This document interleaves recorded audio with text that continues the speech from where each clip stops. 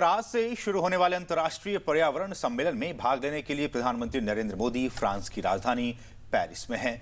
PM Modi सम्मेलन में भाग लेने के लिए कल देर रात पेरिस पहुंचे। इस सम्मेलन में भारत की काफी बड़ी भूमिका है। उम्मीद की जा रही है कि कार्बन उत्सर्जन में 33 से 35% तक की कटौती के लक्ष्यों और स्वच्छ ऊर्जा के लिए शुरू की गई आक्रामक योजनाओं के साथ प्रधानमंत्री जलवायु परिवर्तन के मुद्दे पर विकासशील देशों के हक की आवाज ठोस तरीके से सम्मेलन में उठाएंगे। पीएम पेरिस जलवायु परिवर्तन के मुद्दे पर आज से शुरू हो रहे एक अहम सम्मेलन COP21 सम्मेलन में भी हिस्सा लेंगे और वहां पर्यावरण और जलवायु परिवर्तन से जुड़े संवेदनशील मुद्दों को उठाएंगे। इस सम्मेलन में भारतीय पवेलियन का भी उद्घाटन किया जाएगा, जिसमें जलवायु परिवर्तन के मद्देनजर देश के प्रकृति प्रेम तथा पर्यावरण के प्रति उसकी प्रतिबद्धता की झलक मिलेगी। इस सम्मेलन का लक्ष्य ग्रीन हाउस गैसों के उत्सर्जन को सीमित कर धरती के तापमान को बढ़ने से रोकने के लिए एक वैश्विक समझौते पर पहुंचना है।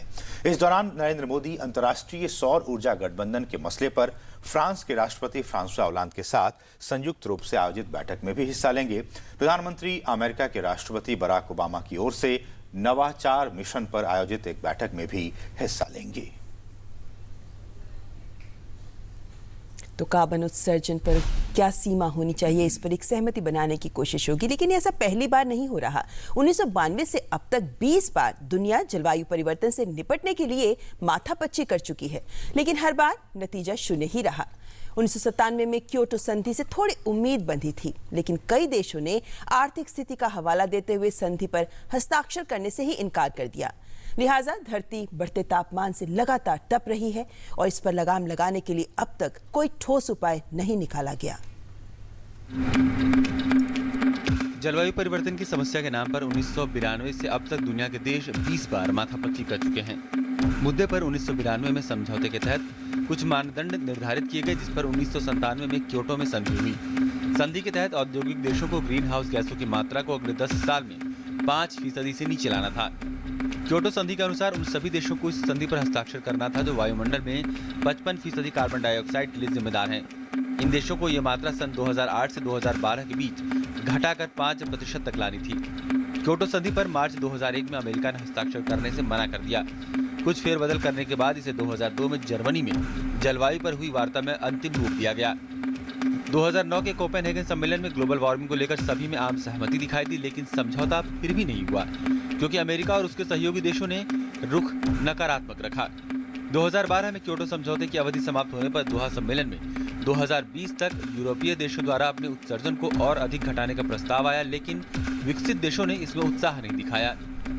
2013 में पोलैंड के वार्साय सम्मेलन में गरीब और अमीर मुल्कों के बीच खाई और चौड़ी हो गई। चीन समर्थित 132 देशों ने बातचीत के दौरान ही सम्मेलन से वॉकआउट कर दिया। साल 2014 में पेरू के लीमा में भी सम्मेलन का आयोजन हुआ। इसके परिणाम भी उत्साहजनक नहीं रहे। ऐसे में जरूरी है कि पेरिस सम्मेलन में एक बाध्यकारी नीति बने और कार्बन उत्सर्जन में कमी के लक्ष्य को निश्चित समयावधि के भीतर पूरा भी किया जाए। और फ्रांस की राजधानी पेरिस में शुरू होने वाले जलवायु परिवर्तन पर अहम सम्मेलन का लक्ष्य ग्रीन हाउस गैसों के उत्सर्जन को सीमित कर धरती के तापमान को बढ़ने से रोकने के लिए एक वैश्विक समझौते पर पहुंचना है। सम्मेलन का मकसद एक वैश्विक जलवायु समझौता करना है, जिसके तहत दुनिया के 195 देश 2020 तक उत्सर्जन की सीमाएं तय करने के लिए बाध्य हों।